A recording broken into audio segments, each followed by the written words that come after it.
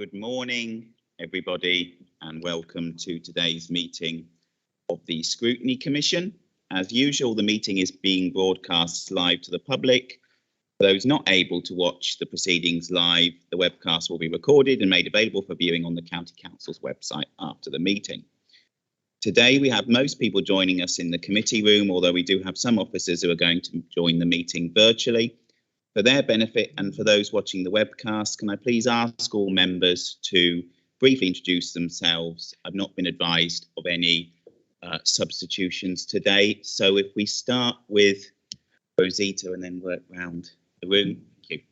Good morning, everybody. My name is Rosita Page. I'm a member for the Littleworth Division and I'm Vice Chairman to this committee. Good. Tony. Good morning, Tony Gillard, Whittick Division. Morning, Trevor Pendleton, Castle Donington and Kegworth. Good morning, Hilary Fryer, Quorn and Barrow. Morning everyone, James Poland, Syston Foss. Good morning, Terry Richardson representing Narborough and Whetstone. Good morning, Tom Barclay representing Syston Ridgeway. Good morning, Jonathan Morgan representing the magnificent Loughborough Southwest. Good morning, Max Hunt representing the impoverished Loughborough Northwest. Good morning, Simon Galton representing the Rural Lawn Division. Do the executive members want to introduce themselves as well? Yep. Morning, Chairman. Nicholas Rushton, Leader. John Sinnott, Chief Executive. Deborah Taylor, Deputy Leader and Lead Member for Regulatory Services. Pam Posnett, Lead Member for Communities. Lee Brecken, Lead Member for Resources. Chris Tambeni, Director of Corporate Resources. Declan Keegan, Assistant Director of Finance. Thank you, everyone, and Michael Mullaney, Member for Hinckley de Montfort and Chair of the Scrutiny Commission. Finally, before we begin, can I remind everyone to only turn on their microphones when you wish or are invited to speak. For those joining online, please also turn on your cameras when we reach your item. So, item 1 is the minutes from the last meeting held on the 17th of November 2021. I move that these are taken as read, confirmed and signed. Are all in agreement? Okay. Agenda item 2 is question time, and we've received a question from Mrs. Scott. Copies of this and the reply given have been circulated to all members and have been published online, so these can be taken as read. Mrs. Scott has advised me that she does not have any supplementary questions and so has not chosen to attend the meeting today. That therefore concludes this item, but I thank Mrs. Scott for her question. Item 3 is questions asked by members understanding orders 7.3 and 7.5. I have not received any such questions. Item 4, urgent items. We've received no urgent items. So we move on to item 5, which is declarations of interest. I'm assuming all members who are members of district councils will wish to declare an interest in relation to all the medium-term financial strategy items. Do any members have any other interests apart from this that they wish to declare to the meeting? No? Okay. Item 6 is declaration of the party whip. Do any members wish to declare the party whip? No. Item 7, we've not received any petitions. So we therefore move on to our first substantive item, which is the provisional medium-term financial strategy 2022 to 2023 to 2025, 2026. This starts on page 19 of your agenda pack. Chris Tambeni, Director of Corporate Resources, will be introducing this item and he is supported by Assistant Director Declan Keegan. The leader, Mr. Rushton, and the lead member for Resources, Mr. Brecken, are also here to attend for this and other MTFS items. So welcome to the leader and Mr. Brecken and the rest of the cabinet. Chris, do you want to make a start on this item? Thank you. Thank you.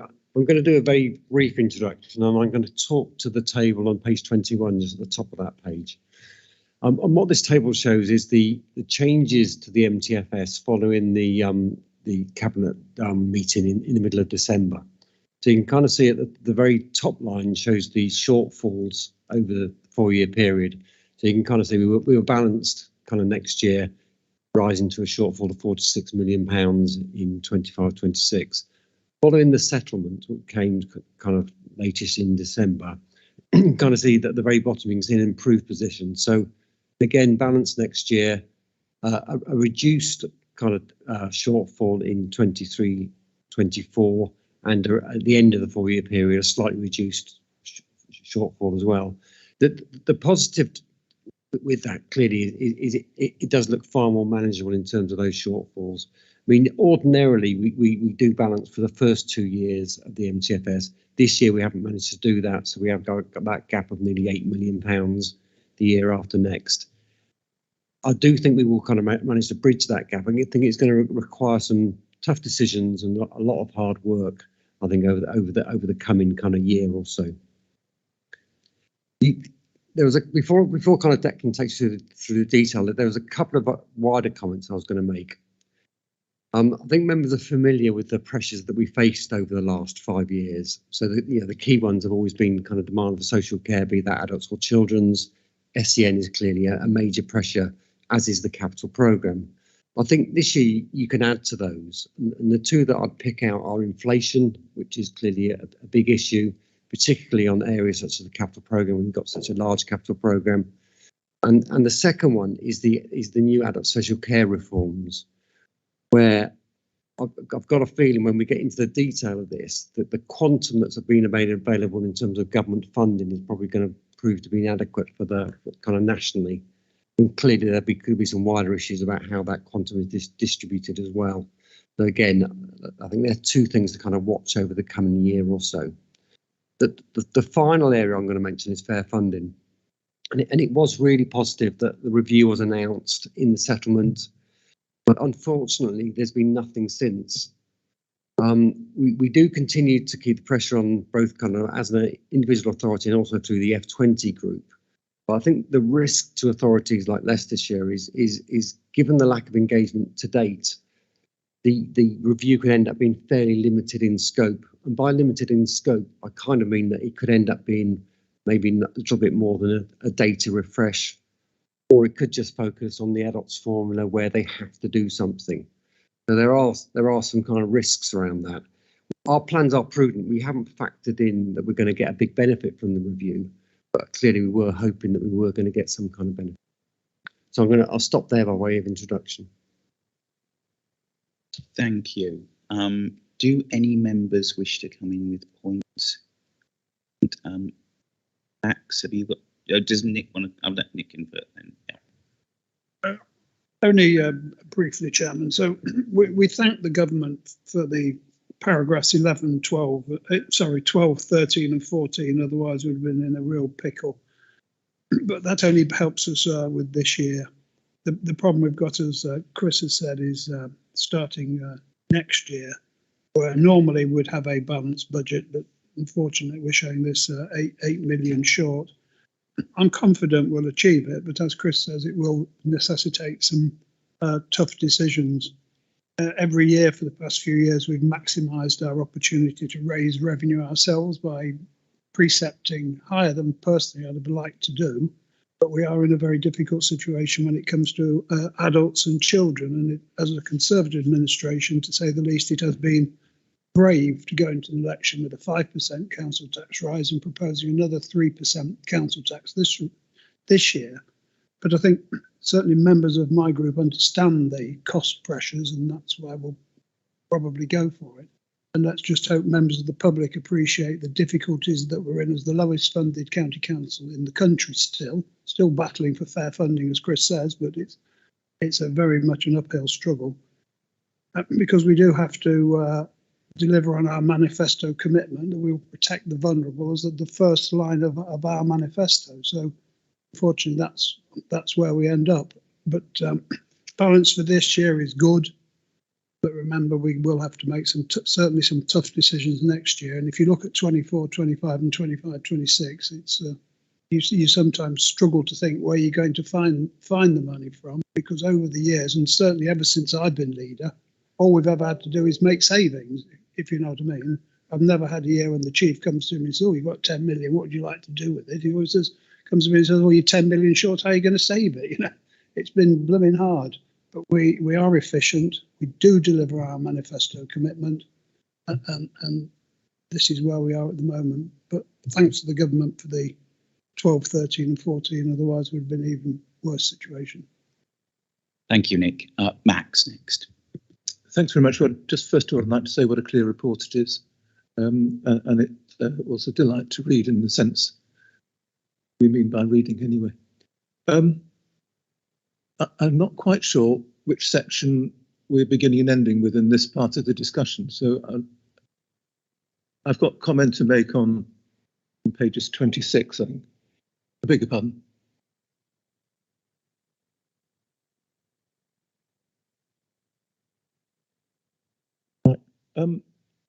I would like to ask a general question in that case, which is that there's a large degree of risk in the budget, and it came through in the meetings with the different scrutiny groups. And I wondered if it was the practice of the administration to prepare different scenarios. In other words, a good scenario, a bad scenario, and something that we think we can just about manage with, and where that sits in that spectrum, or whether we're simply dealing with the world as we know it and then looking at risks in the future. Thank you. Thank you, Max. Did you want to come back on that, Chris? Yeah, we don't formally do kind of, yeah, as you say, different scenarios, but what we do is look at the big risks that we're facing. So when you come to the county council kind of budget report, next cabinet report, you'll see quite a detailed analysis of the key risks and kind of how we're dealing with them. And clearly, kind of reserves and contingency are the key way we do try and address those big risks. Simon Galton. Yes, thank you, Chairman. As Max has said, the report's very well presented, not too difficult to follow. Nevertheless, the complexities, and I'm still always concerned about the lateness of some of these figures coming out from the government. It doesn't really help with forward planning, obviously, but we are where we are. So looking at that table that Chris has referred to, I'd just like to understand more about this services grant, showing 4.3 million, but nothing in any of the future years. Is there an assumption that it will continue? The leaders made reference to thanking the government for the first 2 years, so perhaps there is not certainty, but it's assumed that it will continue. So I would like to understand that. And then I'd like to understand how the county councils benefited from that in terms of, there's a reference in the report, the total amount, can't quite find it, 822 million. So how do we feel the county council's done in that comparison to other counties and indeed all tiers of local government? Is that a flat?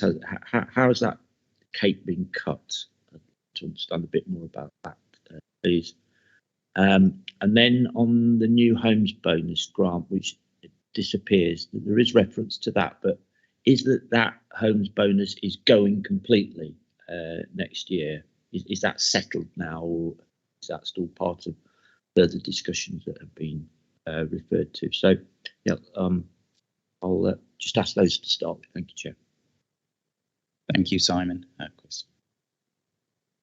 If I pick up the first part, and definitely want to pick up the new homes bonus. So on the services grant, what the government's done is they've given themselves a little bit of room for manoeuvre. So they've said to all local authorities that because of the funding reforms, funding review, don't count on that 4.3 million for us being there next year, because that's going to go back in the pot if there's any kind of redistribution. Now there's a couple of things with that. It is one, it's not very much money, 4.3 million. You know, if we lose it or we gained or we doubled it, there's not a huge amount of money in the pot. So that is a bit of an issue in terms of what I mentioned previously about the kind of ambition of the fair funding review. But so I say that is an issue. In terms of how that's been divvied up, and Mr. Galton's correct, is about a bit over 800 million in terms of nationally. I mean, usually we work on a rule of thumb that we think we're going to get in the order of 1% but we don't think we've done particularly well. It's slightly different this year because there was a separate allocation for adult social care where we would receive more. So, but we would have expected to get a bit more than that 4 million, to be honest. So the way they divvied up, it's not particularly benefited Leicestershire. Do any other members wish to come? Yes, James. Thank you, Chair. Just more of a comment, really. It's both a question and a comment. Paragraph 20 talks about a relatively small amount, £50,000 for the closure of roads related to the Jubilee. I just wanted to say I'd really welcome seeing that in there. I've had numerous emails from people, residents wanting their roads closed. And I just clarified that means it will be cost free to residents.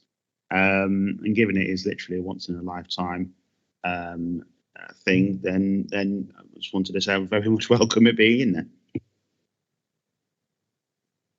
Anyone want? I think we're going to have to come back and clarify that point. We think it does mean that, but double check. Did you want to come in at this point, Nick? Thank you, Chairman. So, I mean, Simon is completely right. I mean, the government always give us the figures late, so it's really, really hard for Dept and his team to be working on it. The other problem we always have, and this year is even worse, they give us 1 year money and they expect us to do a 4-year MTFS. So, you know, we do our best with it, but Simon's absolutely right. We're not in the best place where we possibly could be. And then you've got the not only having to project on what we think we're going to get in, but then we've got the risks which, you know, all boroughs are facing as well, which is obviously reform of new homes bonus. We don't know whether it's going to go or stay, or whether we're going to get 80% and they're going to get 20 or whatever. We just don't know. You've got the reform of business rates as well, which is obviously more worrying for the business rates growth, more worrying from some of the boroughs than perhaps it is for us, but it's another risk. Then you've got the fair funding review, another risk in there. And of course, we've got the massive risk of SEN debts, which we keep carrying forward. And the government says, oh, just stick it to one side and carry it forward. And yet I read in the newspapers yesterday, there's talk that the government are going to dump the debt on the upper tier authorities and say, well, you guys have got to fund it. So, you know, it is very, very difficult. But we have got a balanced budget for next year. We're nearly there for the year after. But it's ridiculous to say, because you've been here a long time as well, Michael, there's more risk now than there has been. And in the past, we've always found it pretty risky, but I would suggest there's more risk now in our budget going forward than perhaps there has been for over 10 years, that's for sure. But we are where we are, and we have to handle it the best we can. And, you know, we are good members. Even the Labour and Liberal ones can jump into some of that. We do make tough decisions when we have to, and we do always have a balanced budget, and we're not one of those that are going to the government saying, oh, if you don't give us some money, we're bankrupt. We will not be bankrupt. We will make the decisions that are required, but we always look hopefully to the future and hope some of these risks, which at the moment appear negative, might actually benefit us. And of course, we're still bidding for County Deal, levelling up white paper apparently. It's going to be out on Wednesday. We don't know what's going to be in it. I imagine it'll be a dog's breakfast of all manner of policies in there, but hopefully some of them in there will benefit us. I mean, if I'm honest, they must benefit us, because every other policy they've ever invented hasn't benefited us. So let's hope that some of these risks are positive rather than negative, but we do need to be aware of them. Thank you, Nick. Do any other members wish to? Yes, Chair, I just asked about the new homes bonus. I didn't get an answer on that. In terms of the new homes bonus, we're still waiting for the government's response to the consultation, which sort of put forward a range of options. So the MTFS assumptions based on the fact the government keeps saying that it's a final year, or it's a current year sort of settlement, and there's going to be no legacy payments. So we're using that as an indicator that they're not going to continue in future years, but it could be something that put in the pot for fair funding or a different incentive mechanism. Okay. Any other members wish to come in at this point? So in terms of how we're structuring the debate, you do have open in front of you the Scrutiny Commission structure for consideration of the MTFS document, which does say how we're breaking it down. But basically, this is paragraphs 1 to 23, and then we'll move on to paragraphs 23 to 90. Any other comments on paragraphs 1 to 23? No, in which case I will come in with a couple of questions then. So going back to the services grant on paragraph 14, obviously it's welcome that we've got 4.3 million extra, but obviously that's out of a total of 822 million in England, which gives us about a 0.5% share, which, as you say, is quite disappointing. We're the main authority. We represent about 1.25% of the population in England. We might have hoped for slightly better, and presumably this is using the traditional methodologies which have sort of not particularly benefited us, and that obviously then brings in paragraph 13, the social care grant, which again basically says that the reallocations again tend to discriminate against us as a council that has a reasonable council tax base. And then one other thing, item 17, in terms of, sorry, item 18, in terms of the council tax collection, has been better than expected this year. I think you've said it's about 2 million more than was had first of all been estimated. Obviously, in the spring, in the next couple of months, we're about to go through a fairly bad cost of living crisis in terms of inflation at 30-year high and interest rates at 30-year high. National insurance still going ahead, income tax thresholds not being risen, energy bills going up about £600-700 a year on average from the summer. People are going to be hit by a whole tsunami of sort of attacks on their living standards. And to what extent can we expect that to possibly impact upon the levels of council tax collection and council tax default for 2022, 2023, when living standards unfortunately become more challenging for people?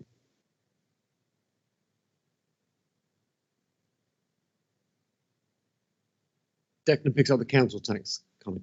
If I pick up the funding formula one, I mean you're right. The funding formula, be it adults, be it services grant, be it kind of anything, we don't do one out of it, and it is a real issue for us. And if you, I mean I've said this before, but even if you just look at the data that's in the funding formula, I think it stems from every decade since the 1970s till now. I mean it's quite remarkable that we've got data from the 1970s still in that funding form. Never mind the actual kind of formulae that you use that are completely incomprehensible.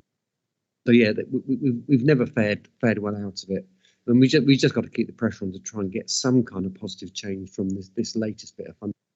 So yeah, pass over to Declan now. Council tax is sort of incredibly resilient. You know, the fact that I suppose it's based on people's homes gives it sort of a, like I say, that resilience that you don't get with a lot of kind of tax collection or potential tax collection. So we may get somewhat of a dip if there's sort of pressure on people's incomes. The fact that unemployment is going down so low, it tends to be a key driver of the local council tax support scheme. I expect that it'll hold up pretty well. The collection rates, to be honest, even when sort of COVID was kind of spiking, although they went down, they didn't go down drastically. And like I say, the expectations are unemployment's going to stay low, if not go down, and wages to go up as well. So people get squeezed, but I think council tax should hold up okay. Thank you. Any other comments on paragraphs 1 to 23? Otherwise, we will move on to paragraphs 23 to 90 and appendixes B to G. So, shall I hand back to you, Chris? Thank you. I'll do a brief introduction on these, just picking out the key items and focusing in particular on those that are different to previous years. So first one I was going to pick up was paragraphs 26, 27, the MTFS risk contingency. We held this at a similar level to previous years, and this covers a range of risk, primarily savings we talk about, but also kind of the unforeseens. But the big one I want to pull out here that we are sort of guarding against is in adult social care alone, there's 6 million of NHS income on an ongoing basis, which is one of particular concern. So you can see, although 8 million on its own sounds a lot, there's just one saving line alone there could wipe out most of that contingency. So it's still quite a bit of risk loaded in there.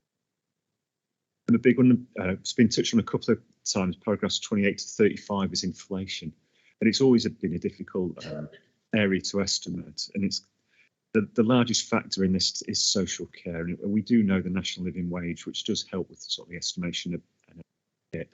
But, you know, members will be well aware of sort of what's going on around us, and kind of the inflation is raging at the moment. So we have put extra monies into the inflation contingent be enough. So it is one of those that you put extra in on the hope there's too much in there. So we still a lot of uncertainty in there. We don't know the current year's pay award, never mind next year's. Inflationary is, like I say, is very, very high. To give you an illustration, sort of the Bank of England made its worst ever kind of forecasting estimate just over a single month period. It was out by this part of 1%, and that's on a 1 month period on Bank of England that's sort of stuffed full of economists. So the chance of us getting it right over the course of a year, likely as it were, but it's going to be a big feature of the current year. Gas prices going up by things like 50%, etc. So we can't shield ourselves from. What goes into then on financing and capital on paragraphs 36, and this had been declining over the last few years. We do now expect that to go the other way, and it actually gradually increased due to the internal borrowing that we're taking on. And the report will go into paragraph 40, picks up the growth contingency, another contingency, but this one is a bit more specific. We take the historic level of growth, and kind of people only know what they know, as it were. So we do assume that next year's growth estimate is kind of sound, but after that people don't know everything that's going to come up, so we can fill the gaps in, as it were. In the last few years, that this contingency has actually been too low, so we've always been on the sort of cycle of increasing growth at the moment, so we've been having to put more into the growth contingency rather than the less. And it's been invaluable in truth, because it does allow us time to prepare and not sort of face short-term shocks. And the report then gets into reserves, paragraphs 41 through to 48, and to be honest, it's a similar approach to previous years. Where we're at the moment is still majority of the sort of reserves being held for the capital programmes, and only a very small amount not allocated at the moment held for the general fund. And just touched on capital, then that's where the kind of the bulk of the report pushes off paragraph to 49 to 80. Obviously it's been updated, but the approach to the programme, and in truth the type of schemes in there is very similar to the last 4 years. Again, it's been an area of kind of where it's been trending, increasing growth. It's just worth members noting that not all the local plans are reflected in the capital programme yet, so that upward pressure on the capital programme is going to continue as we work through the infrastructure required for the county area. So that capital programme is a big concern in terms of those pressures. They were the only comments I was going to make on the intro to the report. Do any members have comments on paragraphs 23 to 90? Mr. Richardson. Thank you, Chair. Just a question on page 27, 46C, budget equalisation account, and shown in Appendix C. I notice it's going up this year by 16.9 million, then next year by 9 million, or next year by 16.9, the year after by 9, flat the year after, 4 million after that, and then 10.9 million the year after that. I just wonder where the money's coming from to increase that reserve. On the first question. The second question as well is, and I don't know if this is the right space to answer it, maybe in the capital bit, is that have we done an opportunity cost analysis of what we could be done on this campus in terms of perhaps selling some of it off to increase capital revenues, and when is that information likely to come forward? I mean, we now have a portfolio holder responsible for it. I just wonder what the mechanism is for that portfolio holder presenting to either this group at Scrutiny or some other group at Scrutiny with the initial findings.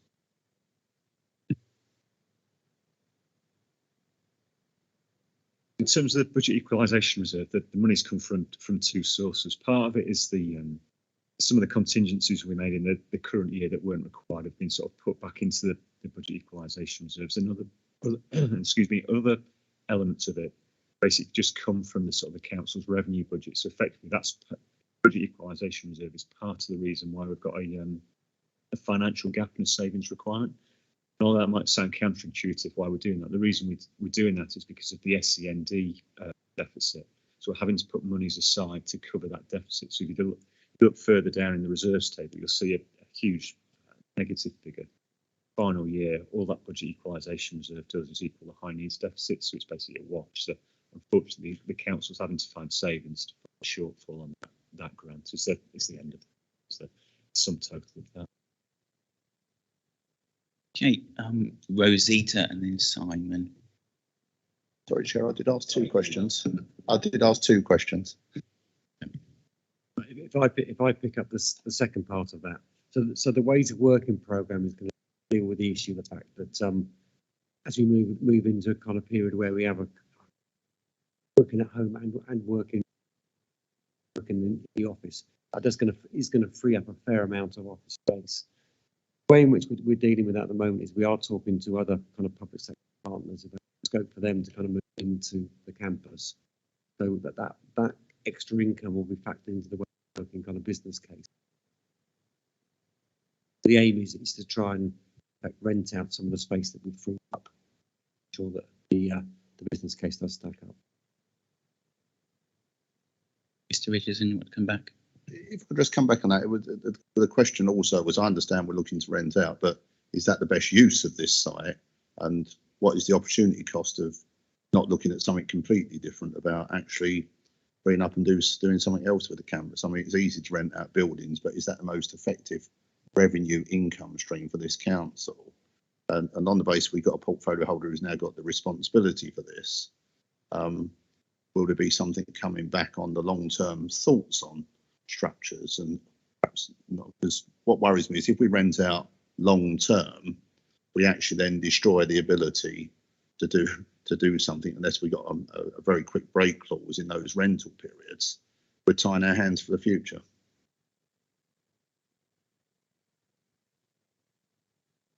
We haven't done any cost analysis about these more fundamental issues. I mean, you're talking about something like, I don't know, selling County Hall, or a smaller office.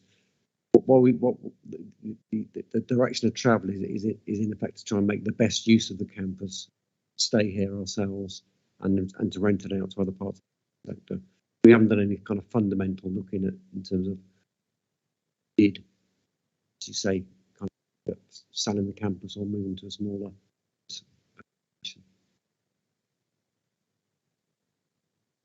Rosita. Thank you. Indulge me, please. I'm not a finance person and therefore I'm terribly confused. I'm on page 34 and page 35. Now, on paragraph 83, we are talking about an independent review of the fund undertaken in 2020.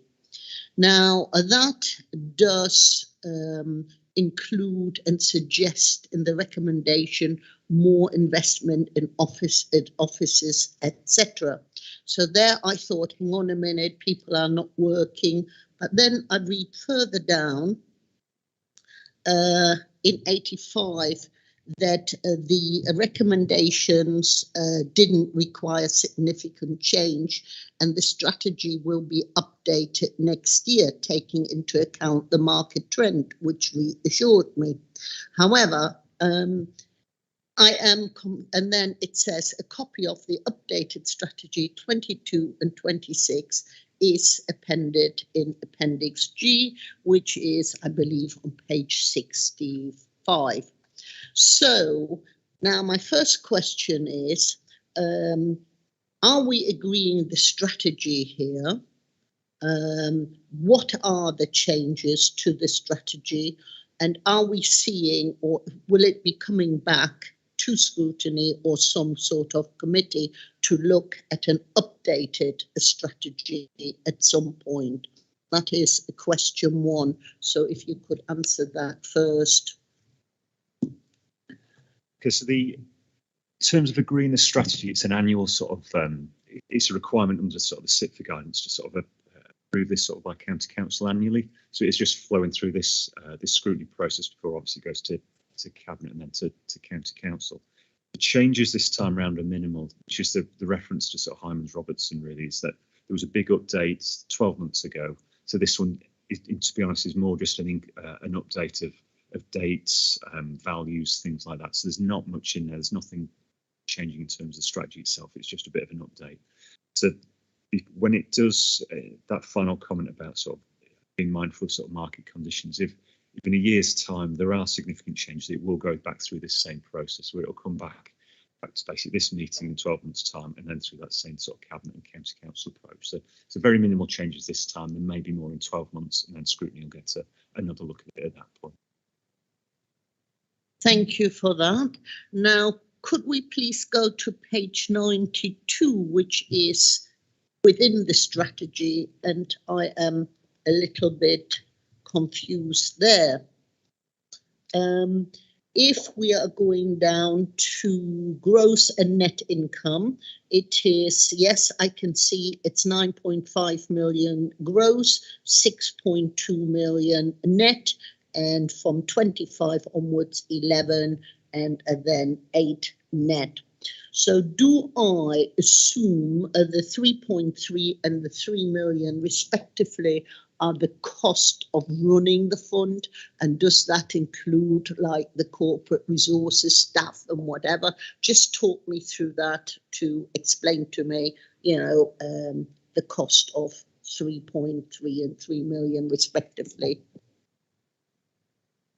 I don't have the full breakdown to hand, but it basically does cover, as you say, the cost of running the fund. So there'll be there is a cost of officers in there, but that's relatively small. It's just a few $100,000. The bigger costs are things like maintenance of the estate. We do put quite a bit of money aside each year to make sure that at the end of leases, particularly on the office side, that there is money in there to kind of refurbish and renew them. So some of these sort of you'll build up over years.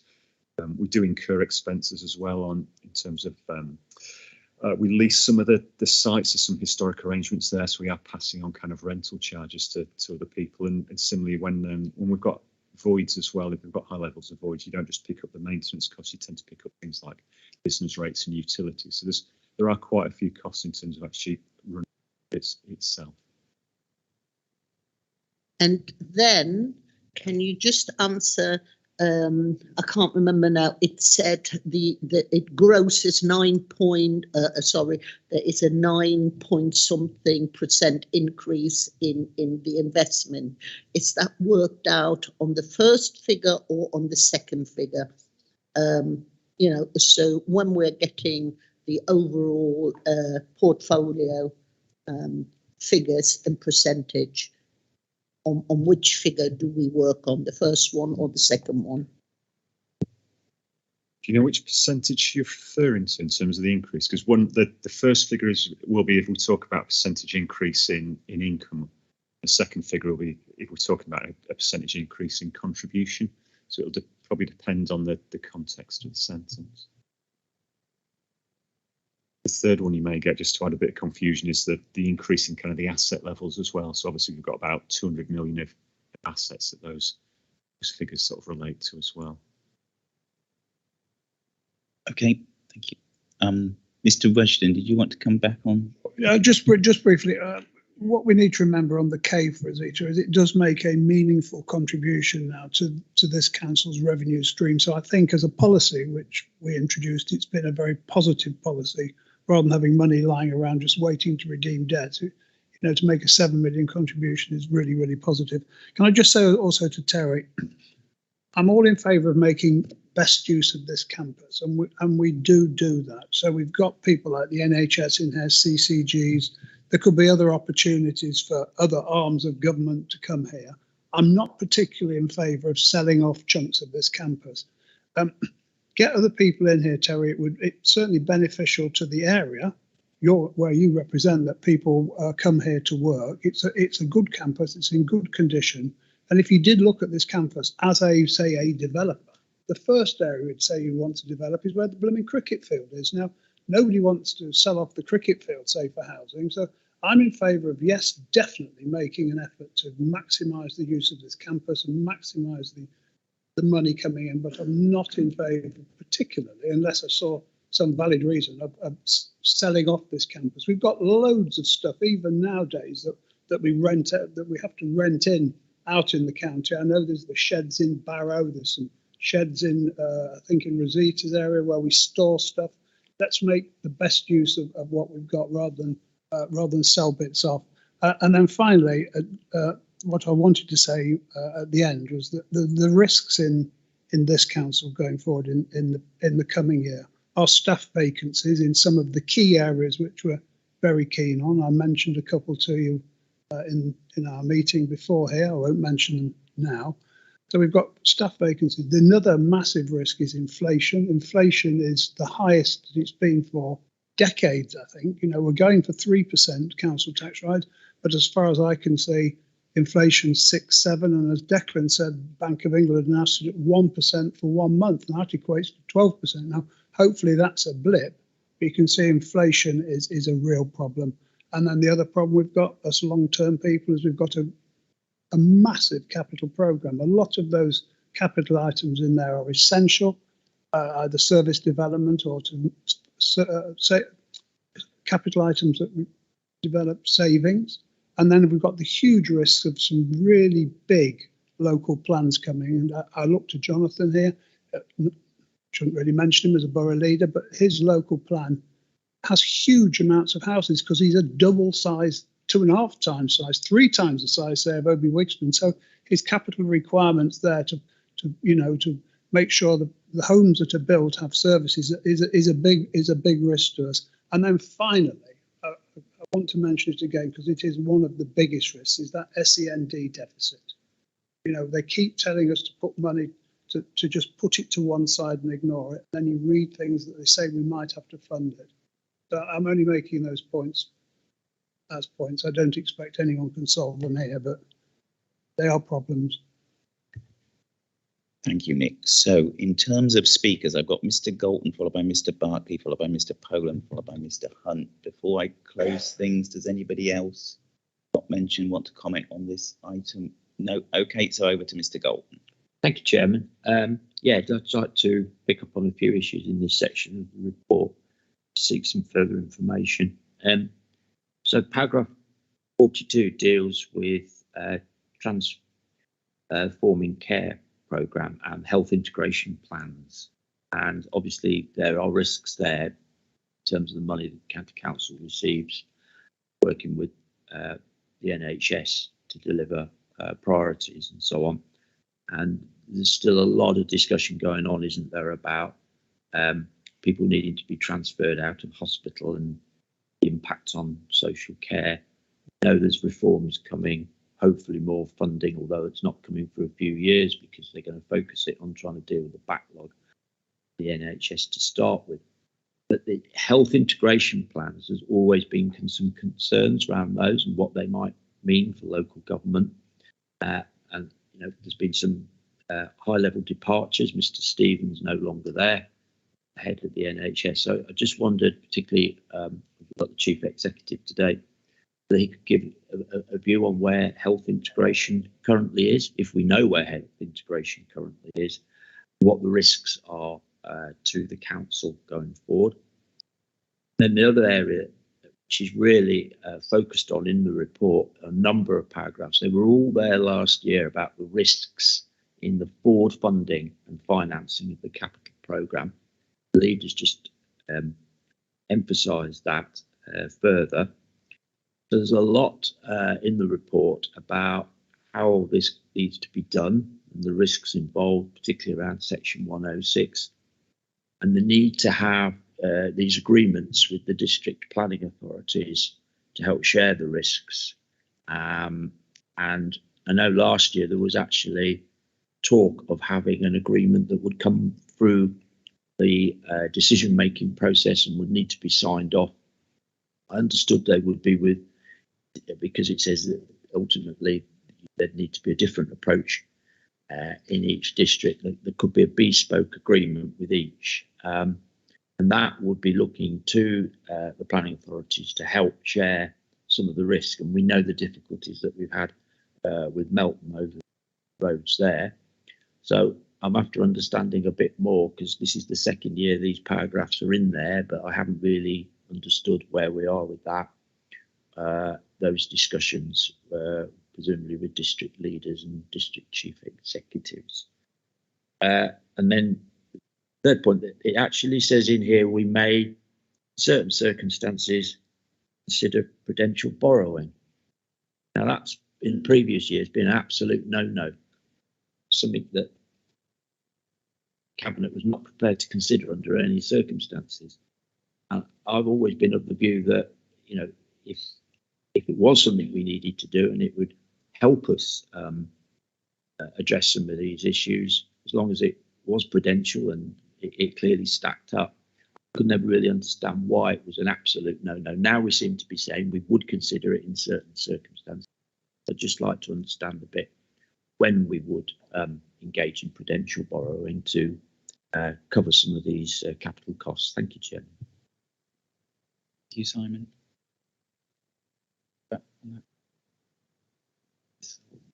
John. But Nick, yeah. Prudential borrowing, we historically we've always been against borrowing, as you rightly point out, Simon. And over the last decade or so, we've repaid massive amounts of borrowing where it is able to be repaid.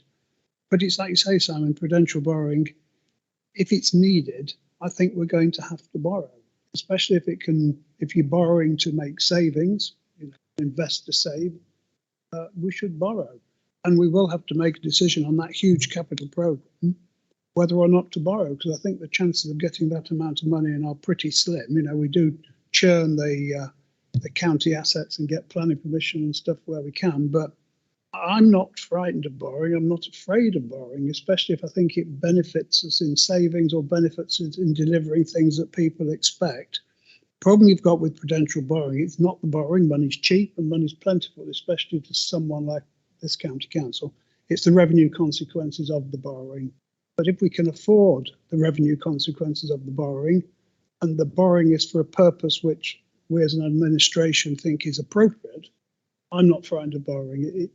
It is a change. Byron is gone. He was the main driver of no borrowing, repay. But I think we're going to have to change our mind and want to deliver what we want to deliver. If we can afford the revenue consequences of it, I think we will have to borrow. Can I try and answer to Mr. Galton's question? Yeah. On relations with health, we do at officer level, I think at lead member level, have really good relations with the NHS locally. As to how it's being taken forward, the answer, at least in NHS terms, is the introduction later this year of an integrated care system, ICS, which is the subject of a member briefing tomorrow. And I hope as many members as possible will be able to attend that. It was due to be introduced in April. It will be introduced later in the year. There's been a delay in the legislative timetable. As part of that, it will see the 3 CCGs merged into one. The biggest issue, as Mr. Galton has said, currently is hospital discharge. My own view is that the NHS nationally are making unreasonable demands on managers locally. And I understand why, given the pressure on beds. Hope Mr. Galton will be able to attend the briefing tomorrow because we'll have more to say about that then. But compared to other places in the country, I think we're in a better position in terms of how we work with the NHS here than many of my colleagues report to me from elsewhere. On the issue of working with districts on local plan consequences, the agreement which Mr. Galton referred to, it didn't prove to be feasible. Instead, all parties agreed to opt for individual agreements for each district. And I'd say at the moment, if I mention 3, Charnwood, Blaby and North West Leicestershire, we are having constructive discussions there.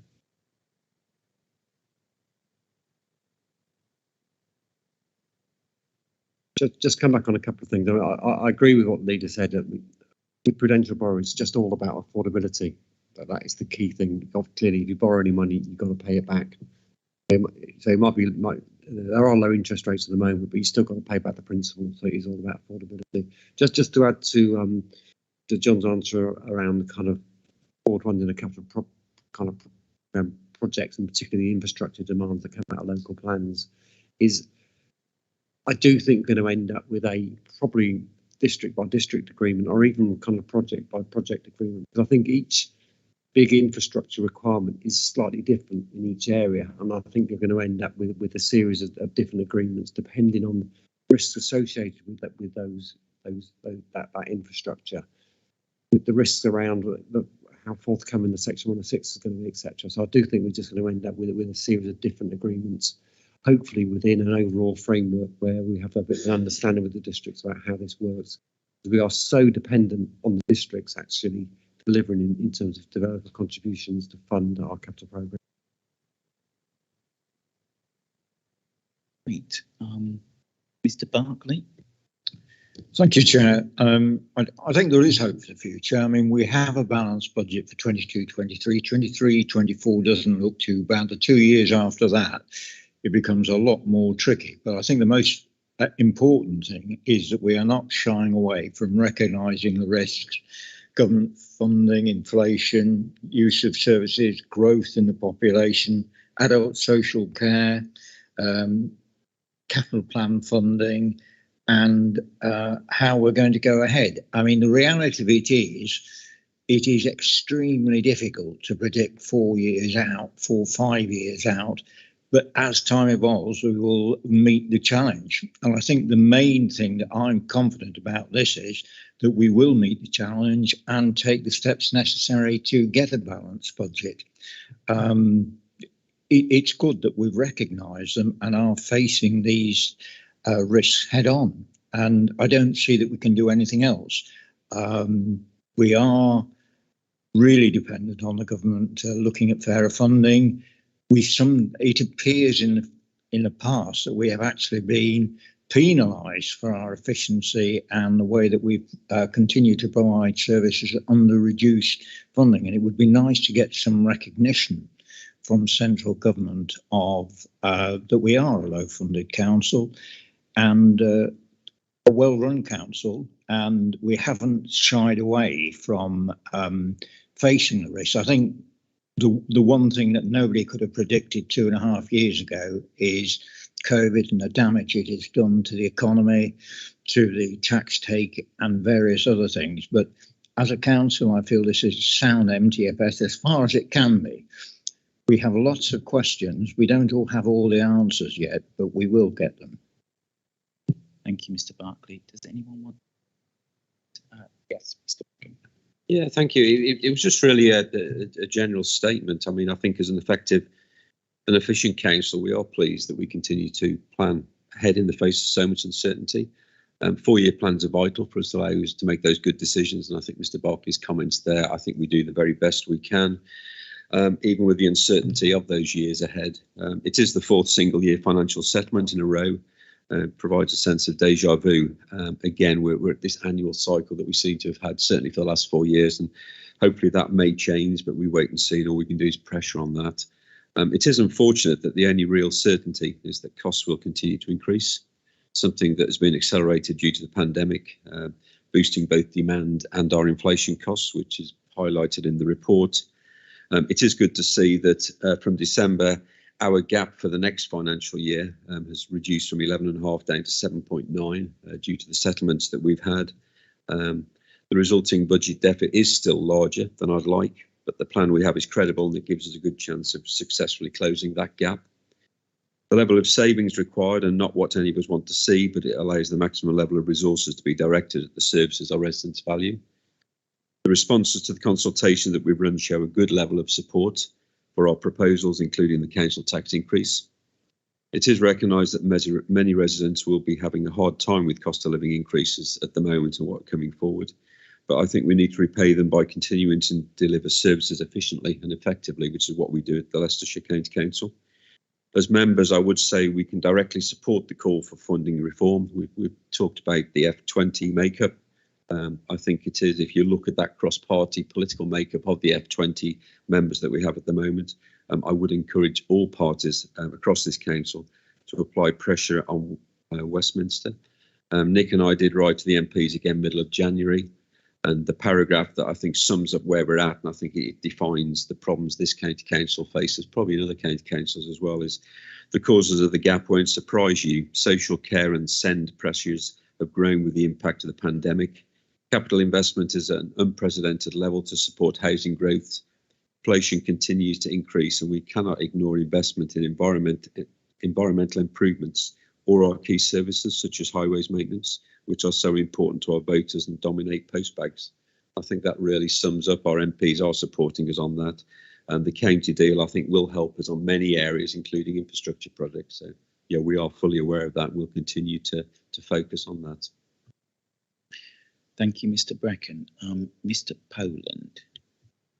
Thank you, Chair. For questions on paragraph 84, page 35. First question is just about this is the Hymans Robertson report. first bullet point talks about investment in direct property assets focused on industrial distribution and logistics sectors, given our geographic location. I was just wondering, do we have a policy of sort of restricting our investments within the county? And if not, how much wider do we look? Do we look regionally, nationally? If it's all about sort of returning investments, sort of getting the best bang for the buck, if you like, that might be in Leicestershire, but it might be elsewhere equally. And I assume that's all coming from existing capital funds as opposed to any borrowing for that purpose. And bullet point 4, just clarifying my understanding really on that one. So it talks about potential entry into the residential market is also recommended. Again, just to clarify my understanding on that point, are we talking about land sales there, or are we talking about land sales, development, and then retention of properties almost as a, you know, almost as a residential lesser, if you see what I mean, albeit you know, arm's length probably. So I was just wondering sort of on those 2 points. But a final comment separate from those, whilst I've got the floor, if you like, I just want to thank the officers and the lead members for the work they've done on this budget, which is a good budget under some very difficult circumstances. We've heard from a number of members here today, and just want to put on record my thanks to the officers for that. Thank you. I'll just take those in turn. So the in-out of Leicestershire question, we tend to prefer within Leicestershire just because there's that sort of double economic benefit. Obviously, we're building sort of properties within the county boundaries. It sort of brings the employment in as well. So the preference is in. We have done a handful of sort of schemes outside of Leicestershire, and we have done some actually sort of national and global type stuff. And the only reason we do those is for 2 reasons. One is diversification. So we do get sort of a bit of a spread of risk that's not just sort of completely Leicestershire centric. And the other one is speed of deployment. Sometimes kind of because we're doing a lot of direct build, it can take quite a while to do those. So it's kind of just sort of, so the money's not just sitting there sort of bang for you, but we have done a little bit around sort of property, private debt type things just to get things moving a bit quicker. But the intention always is that the vast majority of the fund is Leicestershire based. In terms of borrowing, we haven't done any borrowing. It's all been from as Pond said, either capital resources or treasury management resources. And the final one, residential, has become a bit of a theme over the last few years in terms of property investments, in terms of residential seen as a very good kind of stable income source. When Hymans wrote it, I think they did have in mind sort of more the rental aspect of it rather than sort of the sale aspect. But in terms of reflection of where our exposure is to the residential market, this is where that comment comes in about the decision made not to go into that we are already quite heavily exposed to, whether it's directly through sort of land holdings that we own and getting sort of residential sales from that, or even things like Section 106 income is obviously kind of quite high correlation with the housing market. So at the moment, residential is seen as a good area in property circles, but because of the exposure of the county council to residential per se, it was decided not to push that area.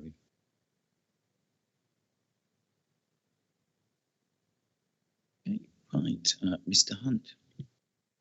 Thanks very much. We've covered quite a lot of this, and including the relationships with the districts, which is important, and several contributions on the CAFE fund. I was under the impression that we would have an annual report on CAFE. Can I just get clarification on that? Because I mean, it's important that it's within the budget, but it needs specific monitoring, I think. I have another question. Comes in the autumn, so this is just a strategy refresh, which is just kind of a bit of a tick box in some ways in the autumn. Yeah, I think the mood that's been given by the questions tells us a lot. Although I wish Nick hadn't mentioned the cricket pitch, because I'm sure we've all got plans for the cricket pitch, which doesn't involve leather and willow. But anyway, my question is on paragraph 58, and again, the leader was sorry that he hadn't been given £10 million to spend that we've just come into possession of.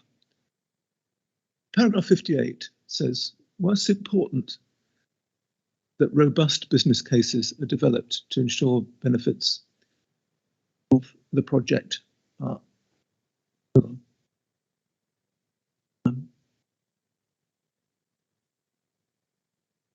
I might have to apologise in a minute.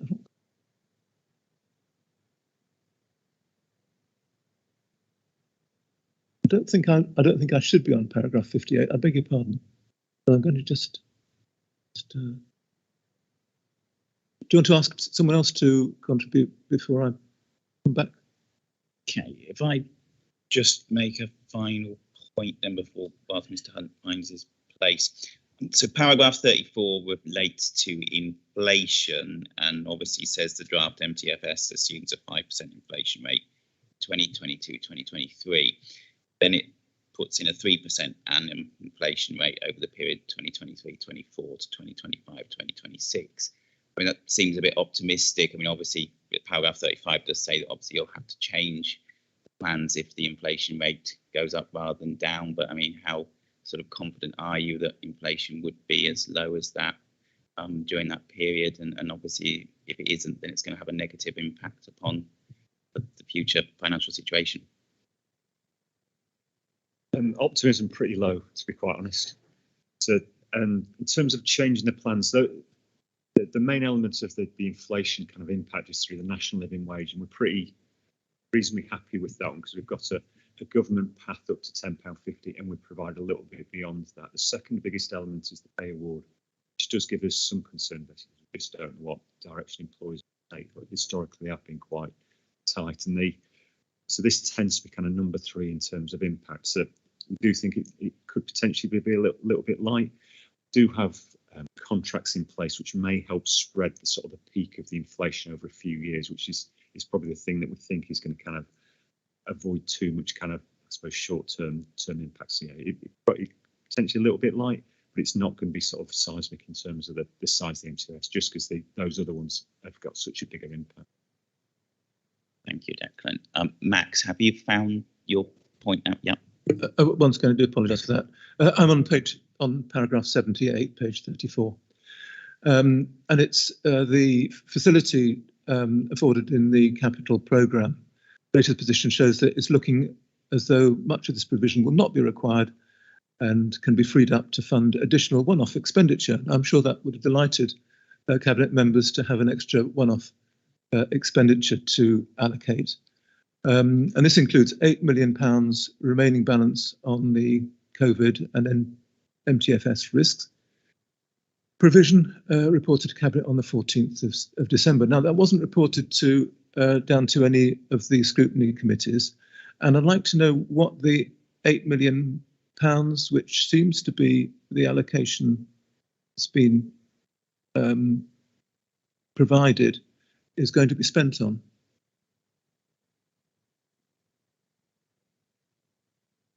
Declan, yeah.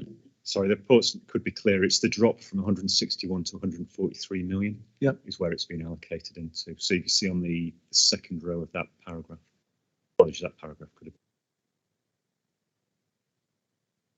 Yes, but Joe, what I'm interested in is how that £8 million is going to be spent. Now, if you look at the Cabinet report on the 14th of December, that talked about highways provision, for example. Would that not be the case?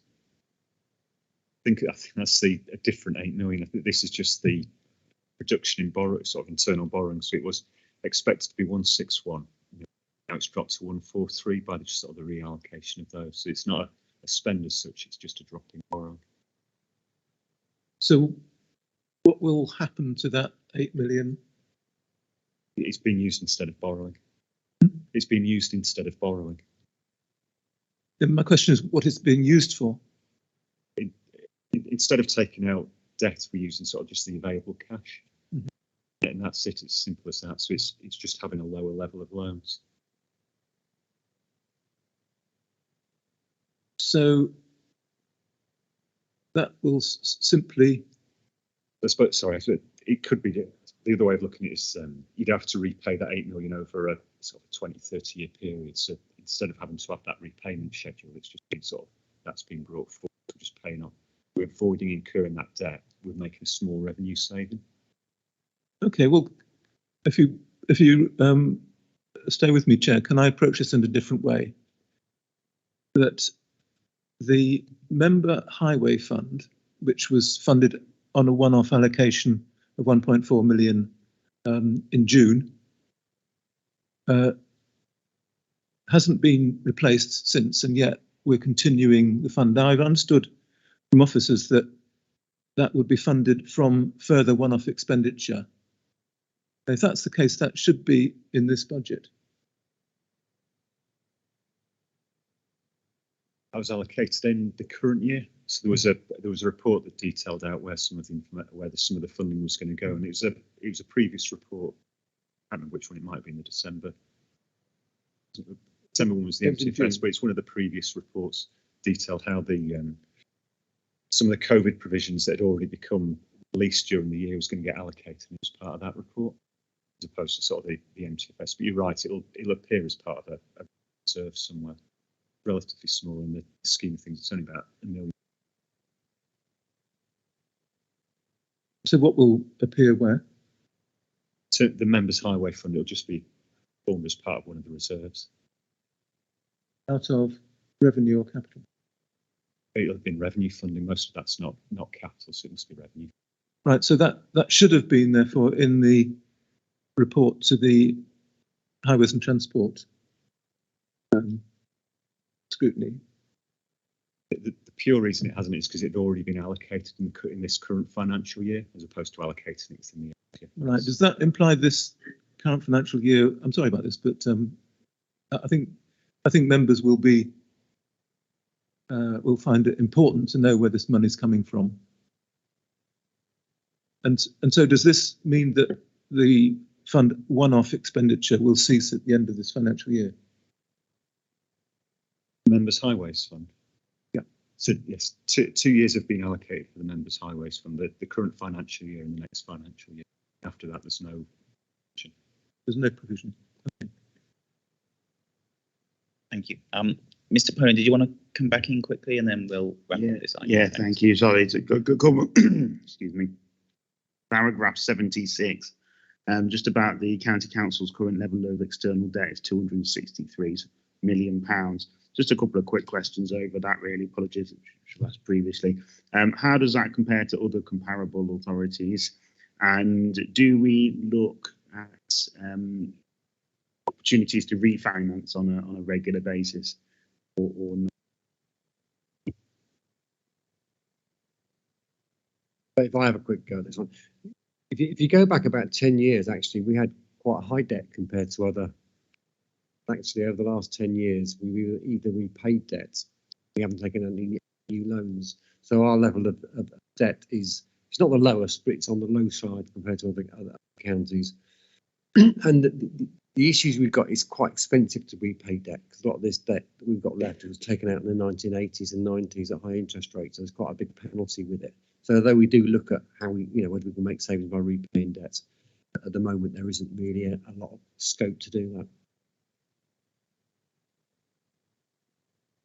Okay, well, thank you to all members and officers for their contributions and responses on that item. We now move on to item 10, which is the medium-term financial strategy for the Corporate Resources Department. Sorry, item 9, the medium-term financial strategy for the Chief Executive's Department. We have John Sinnott here, the Chief Executive, who will be introducing the item, and he is supported by Lauren Haslam, the Director of Law and Governance.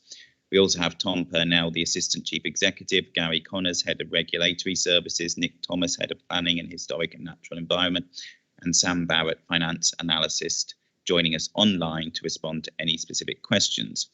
Along with the leader, we also are joined by the Deputy Leader, Mrs. Taylor, and the Lead Member for Communities, Mrs. Posnett, for this item. Welcome to Mrs. Taylor and Mrs. Posnett. We'll work through this report in stages, beginning with paragraphs 1 to 14. And John, do you want to introduce this item? Thank you, Chairman. As the introduction says, this is a department of various sections. So my suggestion would be to do away with introduction and go straight to questions on those sections. Thank you, John. So starting with paragraphs 1 to 14, does any members have any questions on that part of the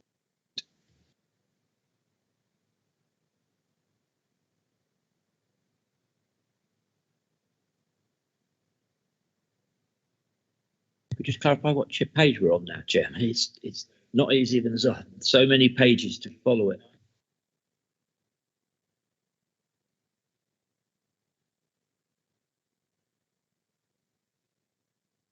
I'm not sure whether in the right section, but I've got a question on paragraph 31.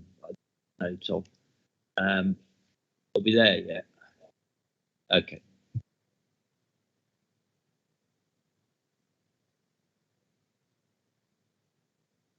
Oh, sorry. Their case, we'll move on to 15 to 20. Anybody have any questions on those paragraphs?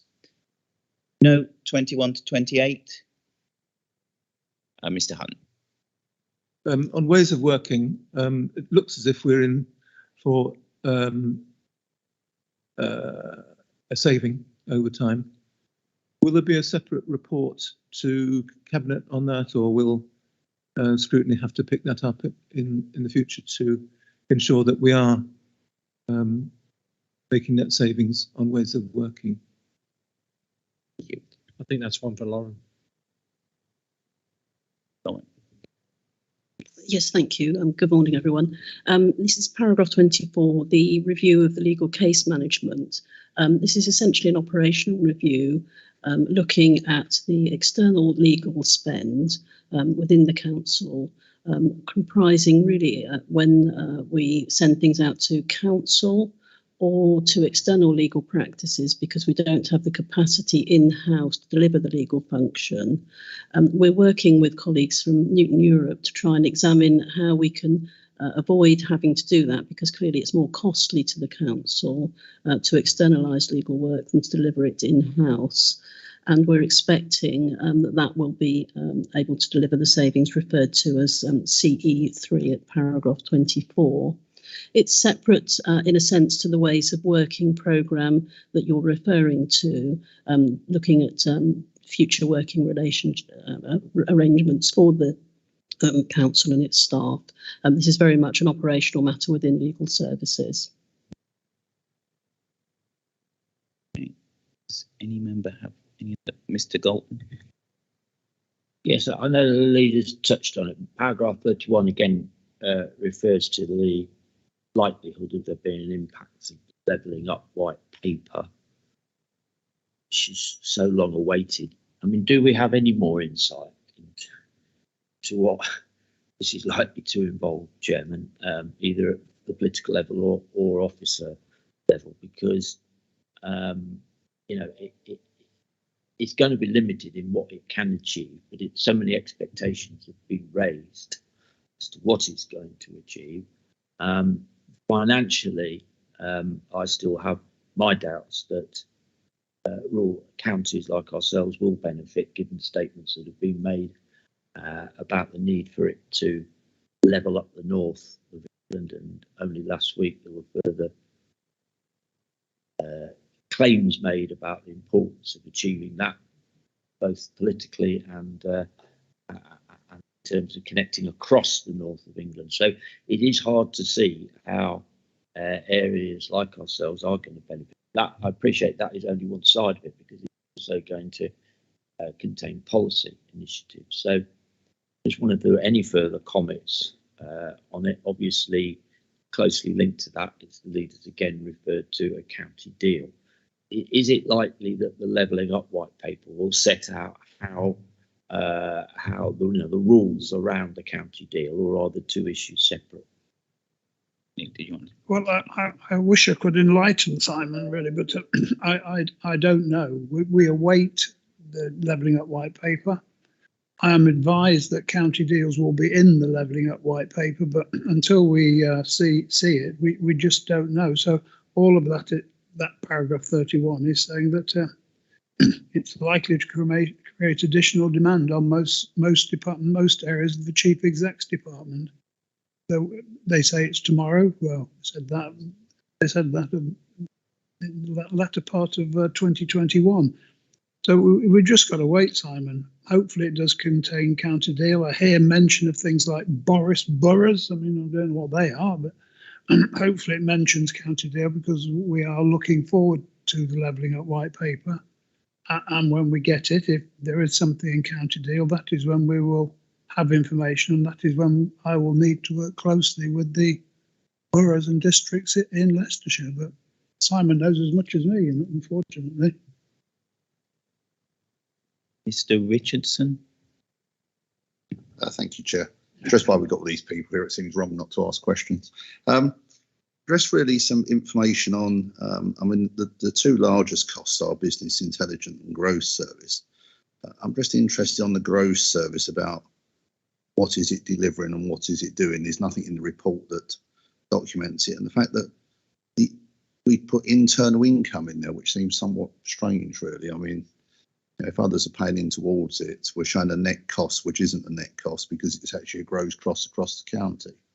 So I would have thought internal income seems a strange thing to put in there, but I'd be interested to know how the gross service is performing, what it's actually achieving, and is it value for money?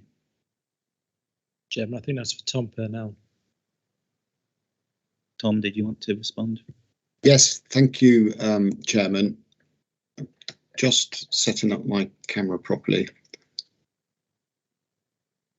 In terms of the growth unit, I think there are 5 key main areas of activity delivered by the growth service.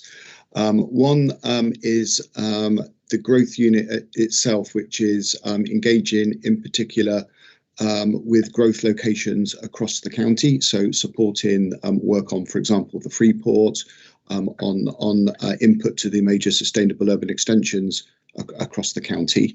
There's a strategic planning element to the work of the growth service, which links across to the strategic growth plan and the work of the MAG, and also contributing to work on district plans and coordinating the county council's work on infrastructure provision and the relationship between that and the work of district planning authorities.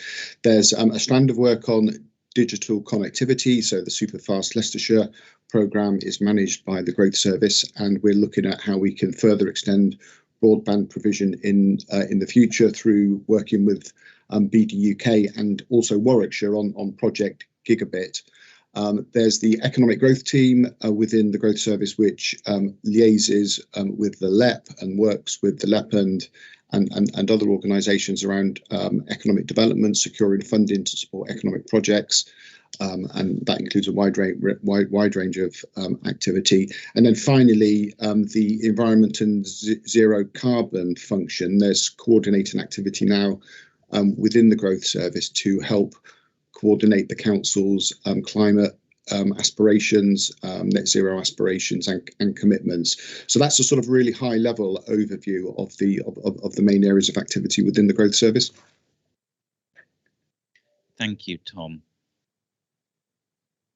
Does anyone else have any questions relating to paragraphs 21 to 28? Just one quick question. Paragraph 25 relates to the savings from the LGA. Obviously, there's been a benefit there from savings. Would you consider there's been any negative effects of that decision in terms of reduction in ability to influence ministers or work cooperation with other authorities? Certainly not, Chairman. In fact, I still get all their missives they put out. I still contribute to it. I don't think for an upper tier authority like we are, it benefits as much at all. I think membership of the LGA is more beneficial to the lower tier authorities than it is to us. I still have good relationships with all the county leaders, and we exchange emails on a regular basis. I think it's a good saving to take in the circumstances financially where we are. I mean, you know, it's not only that.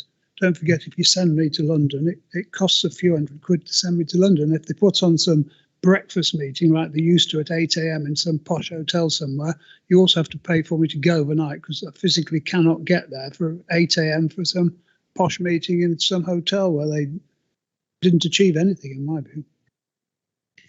Okay. Anybody else have any other comments on 21 to 28? If not, we will move on to paragraphs 29 to 38. Does anyone have any comments on that part of the report? Rosita. Thank you. Just two questions for information only.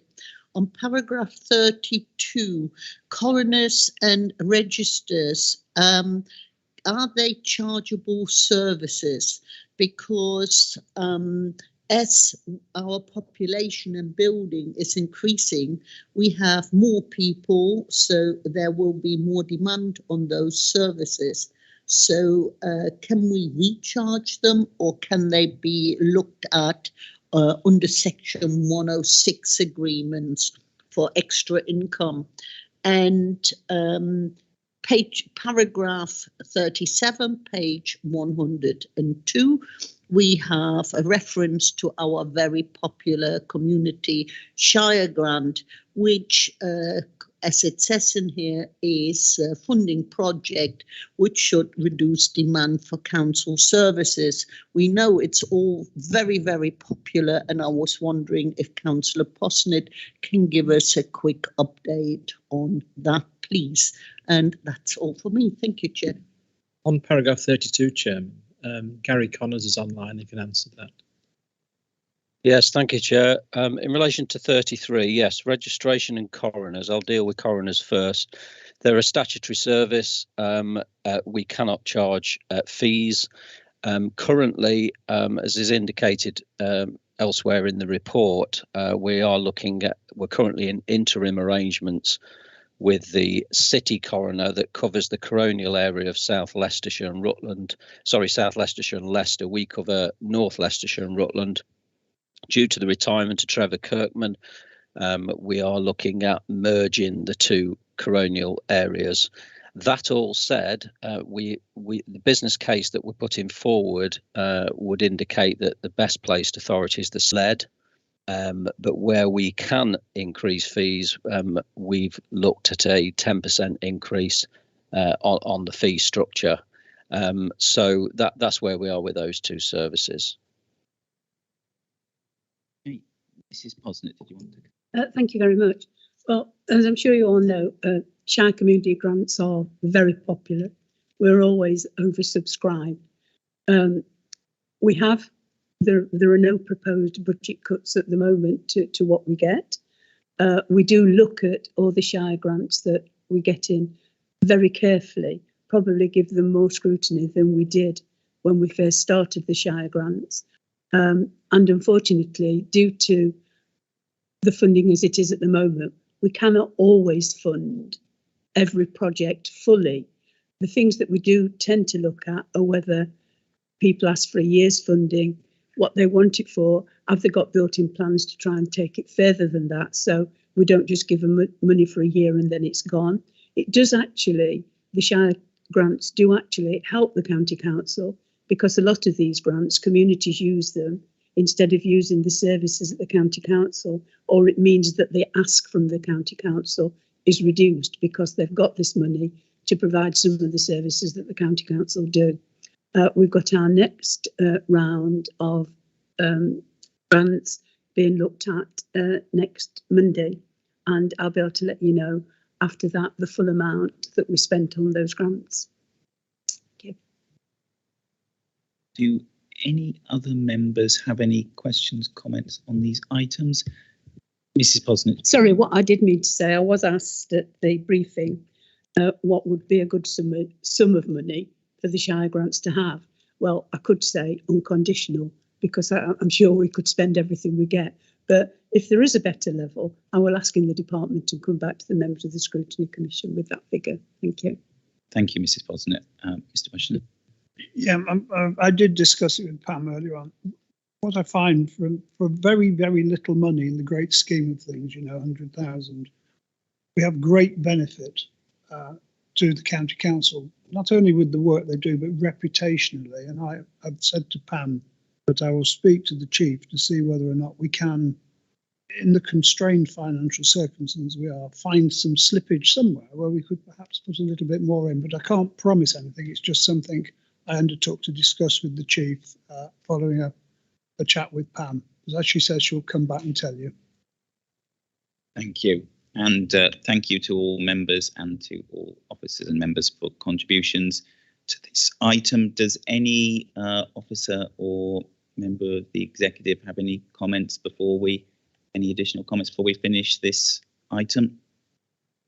No? Okay, well, thank you everybody. And we'll move on to item 10, which is the medium-term financial strategy for the Corporate Resources Department. Chris Tambini, the Director of Corporate Resources, will be introducing the report with Assistant Director Declan Keegan.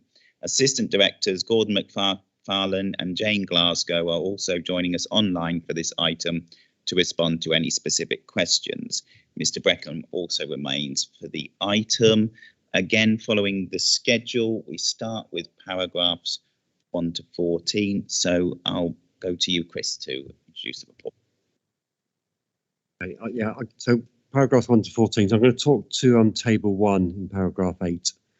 So what that table shows is the kind of the opening budget and the kind of closing budget year 4. And I think that the key thing that kind of jumps out is starting up at around 34 million. By the time we get to year 4, the actual budget's reduced to 30 million. So kind of a bit over a 10% reduction in the budget. It is going to be a tough budget. We'll deliver that. And actually, because of the, as we talked about in the previous report, because of the need for even further savings corporately, I think there's going to be an even bigger reduction to the overall size of the department over that period. There is only one other department that's actually got a reduction in their budget over that period, and that's Chief Execs, but it's not as big as the Corporate Resources reduction. Thank you, Chris. Does any member have any comments, questions relating to paragraphs 1 to 14 of the report? Mr. Galton. Just out of interest in that table, what does error reference source not found mean? I think you should link to Appendix A. Yeah, it should just say Appendix A. Any other comments before we move on to the next part of the report? So do you want to take paragraphs 15 to 24 next? Thank you. So this is just details the growth. And again, I'm not going to go through it in any great detail, just to say that we have kind of given ourselves quite a hard time. So there are elements where there clearly were some financial challenges within the department that haven't featured in this growth table. So we're hoping to contain them within the overall budget. And if you look through that long list, you'll kind of see that most of it is dealing with pressures. There is one growth which is around improvements and new initiatives, and that's the final run around investment in tree nurseries. And I know Gordon's on the line if anyone's got any further questions on that particular element of growth. Okay. Anyone else want to add to 25 to 40? Is Mrs. Payne. Thank you, Chris. Demand and cost increases, paragraph 16. It refers to a cut in customer services. Now, to me, customer service centre is one of the front-facing, most important thing this council provides, and it is now also very important for us as members. So this reduction is that proposed because there is a lack of business, or what is the rationale behind that? Because I kind of thought it was the need of this was increasing. So just talk me through that, please. If I kick off, but Jane's on the line, so she might want to kind of jump in. So it's a bit misleading actually, this, because we put some temporary growth in, so all we're doing is kind of removing the temporary growth. But it is clearly a very important service. But I'll pass over to Jane and give you a bit more detail on it. Thank you, Chris. Yeah, Chris is absolutely correct. There was some temporary growth to get us over a period with the introduction of hidden disabilities into the Blue Badge scheme and a number of other similar sort of areas and pressures. We've undergone a significant program of work, which is continuing, which is designed to make the CSC and digital channels more efficient. As part of that, what we've done is we're improving our digital adoption for the digital channels. So at one point, a lot of our digital channels were hitting an adoption rate of about 50%. So 50% of people would go through the website and 50% would make phone calls. But with some of the more recent services we've added, we've seen digital adoption rates as high as 96%, which means a reduction in phone calls by quite a significant margin. In addition to that, we've been changing the operating model with better workforce management, the use of flexible staffing, which means that people can come in, work during the lunch hour, for example, when we experience peaks or at the beginning of the day.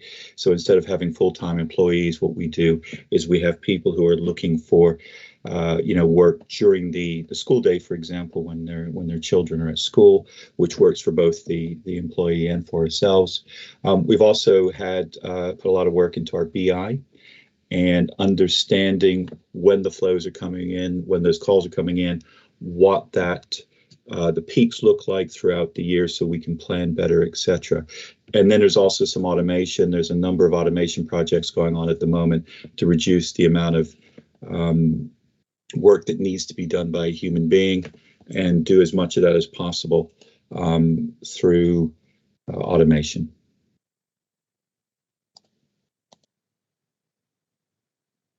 Okay, any other, Mr. Poland?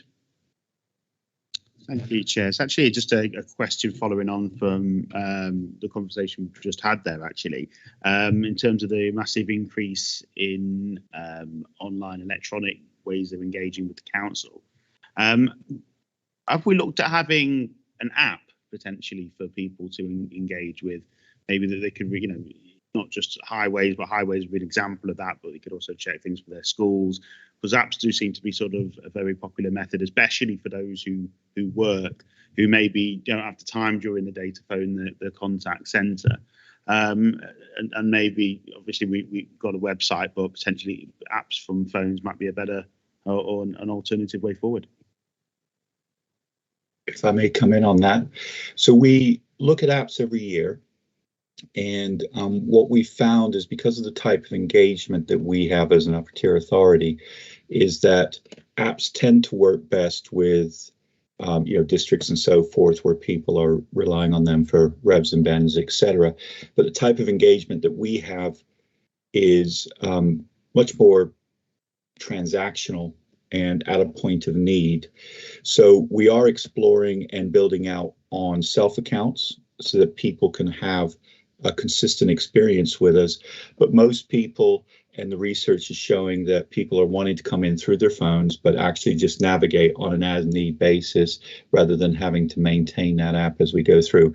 We continue to appraise year on year, but at the moment the evidence is pointing that that type of engagement is a more suitable method.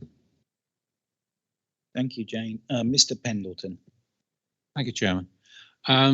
With regards to the green agenda and this council's move to green wherever it possibly can, and its move towards zero carbon council whenever that is possible, could I look at paragraph 15, the corporate resources growth, and ask the investment in tree nurseries, is that into private tree nurseries, or is it into our own tree nurseries, bearing in mind our 700,000 tree commitment that we're progressing on? Some comment on that would be very helpful, please.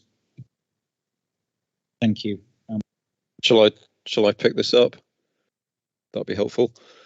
I think with obviously there's a manifesto commitment to planting 700,000 trees, which is a very positive story. One of the things that we're exploring is to own and run our own tree nursery. Now that could be on our own land, or we could partner with the National Forest, and we're currently evaluating a number of sites for the benefits or the advantages and disadvantages.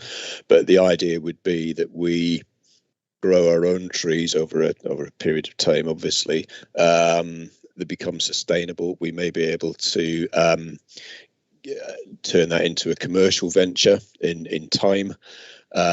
because there is a shortage of saplings and trees, and there is a national agenda around planting.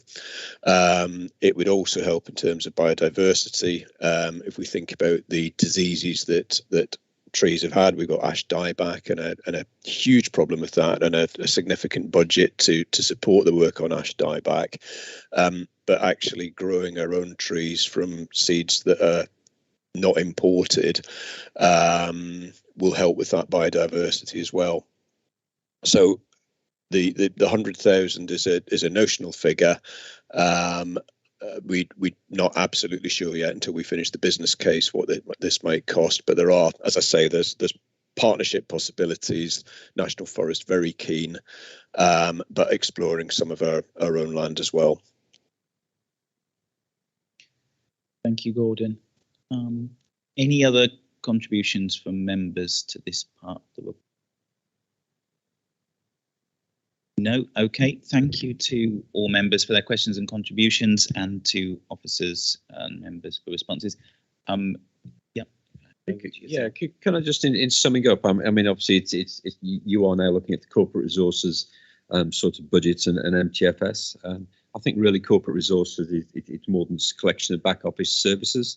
It does contain valuable frontline services such as country parks, the travellers unit, the customer services centre that you've touched on today. Contains several services that schools depend on, such as school meals provision, the ICT support we provide, and the facilities management. And remember that the back office function that we provide, we have an essential part and running of this, which is a very good council. To me, I think it's the backbone of the county council, human resources and the ICT, to name but a few that we deliver. I'm pleased the department punches well above its budget in delivering its services, even though Chris has said we've got a 4 million reduction this year. And we still punch above and deliver those services. The CAPE has been successful financially and for economic development. Our ways of working will make the most of our office space. The campus isn't a review, the work in progress is part of the ways of working, and we are looking at that. I know members have raised it earlier on, but we are looking at that. And again, James touched on our digital programme, which will continue to modernise our services, and we take on board the comment about the app, and that will be taken away. It was disappointing that we've had to reset the commercial services target that we had, but it is important for members to be realistic and realise that our business within the County Council are not immune from the cost pressures being faced across the country and the economy with the impact of the pandemic on hospitality. And obviously the services we provide are not, do not miss out. So we are part of that. So, but rest assured, Scrutiny members, I will keep pressing the director to deliver more for the benefit of the residents. And you can also be assured the Star Chamber process, we obviously are Star Chamber as corporate resources, and it was good to have the deputy leader overseeing that process this year, just to make sure it's a fair, because I found it quite strange that we were Star Chambering our own department, but I think we had just as much scrutiny and challenge that we had that. So just to add that, Chairman, thank you. Thank you, Mr. Brecken. Does any member have any additional comments on paragraphs 41 to 47 before we close? Mr. Gold. Yeah, could we just understand about paragraph 37, what is being proposed here with these salary sacrifice contributions, how that would work and what benefits there would be? Gordon, probably best placed to answer this question. Yeah, happy to take that. It's something that we're tentatively exploring. We do have an AVC, additional voluntary contribution scheme, through the Prudential. It's a very, very small uptake on it, considering the tax benefits of doing that. And this is an additional type of scheme where the payment can go through the authority rather than from the individual, so it's kind of at source. There's no cost to the council. There's national insurance savings for the council, but to make this work, we'd need numbers. So we've looked at it, and to implement it would take a bit of work and a partnership with an external organisation. We're not confident that the numbers would be significant if you think about, what's happening around cost of living, the number of our staff who are on very low pay, part-time, etc., and don't have spare money to put aside. The City Council are implementing it, so we decided to see how they go, get some feedback from them after a year, and this could, if we think it's worth doing, it could be a year two project. I don't know if that's sufficient explanation. Thank you, Gordon. Any further comments from members? No? Oh, well, thank you to everybody for their questions, contributions and responses today on that item. We will therefore move on to item 11, where we consider the responses from the other overview and scrutiny committees regarding the relevant parts of the medium-term financial strategy, which they've looked at in respect of each department at their committees. Copies of the minute extracts from each of the committees have been circulated to members in the supplementary pack that was sent out on Friday. Officers, lead members, do you have any comments to add to those?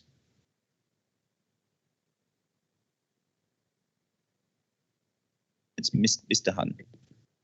Just a point to note that only one committee made any recommendations. Officers have made their forensic and complete report of the meetings, but only one made a recommendation. Thank you, Mr. Hunt. Members, can I take it we're supportive of the comments and agree they should be passed to the Cabinet for consideration? Mrs. Pryor. Oh, you're agreeing with that? Yeah. Okay. Nobody else wish to come in now on any items? No. Okay. Well, thank you for your attendance today to all members of the committee and to officers and members of the Cabinet for their attendance and helping to answer questions today. So item 12 is the date of the next meeting of the Commission, which is scheduled to take place on Wednesday, the 9th of March, 2022 at 10 a.m. Finally, item 13, I've been advised that there are no urgent items, so that brings the meeting to a close. Thank you to everybody today for their contributions, comments and responses, and have a good rest of the day. Thank you.